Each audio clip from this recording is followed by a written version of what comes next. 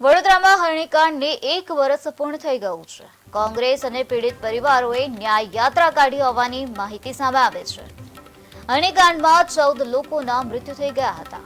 Boat ડૂબી જવાના કારણે નિર્દોષોના મૃત્યુ થયા હતા, ત્યારે તમામ આરોપીઓ જામીન પર મુક્ત છે। વડોદરામાં આ પ્રકારની દુર્ઘટના સર્જાઈ હતી, જ્યાં 12 બાળકો અને 2 શિક્ષિકાના મૃત્યુ થયા હતા, પરંતુ આજ દિન સુધી ન્યાય આપવામાં નથી આવ્યો પીડિત પરિવારોને, જેને લઈને કોંગ્રેસ અને પીડિત પરિવારોએ આજે ન્યાય યાત્રા નીકાળી હતી।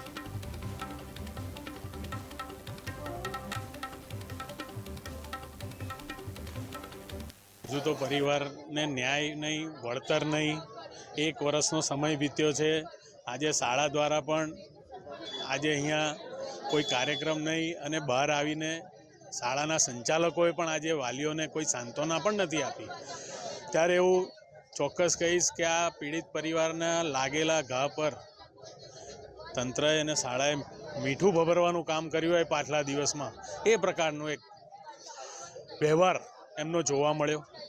પાછલા દિવસોમાં આ જ કેસના ફરિયાદી એવા રાજેશ ચૌહાણને કોર્પોરેશન દ્વારા આરોપી તરીકે એટલે કે દોષિત માન્યા ક્યાંક ને ક્યાંક આ હરણી બોટકાંડમાં, અને એમના પેન્શનમાંથી 5,000 કાપવાની વાત, એનાથી આ વાલીઓ ખૂબ દુઃખી થયા છે। અમે બસ એ જ આશા રાખીએ છીએ કે જેમ બને તેમ વહેલા અમારા બાળકોને ન્યાય મળે। બસ બીજું કેમ કે હજી સુધી ન્યાય અમને મળ્યું નથી, અને આ ઋષિવાડિયાએ હાથ અદ્ધર કરી લીધા છે કે મારો એમાં કશો વાંક નથી।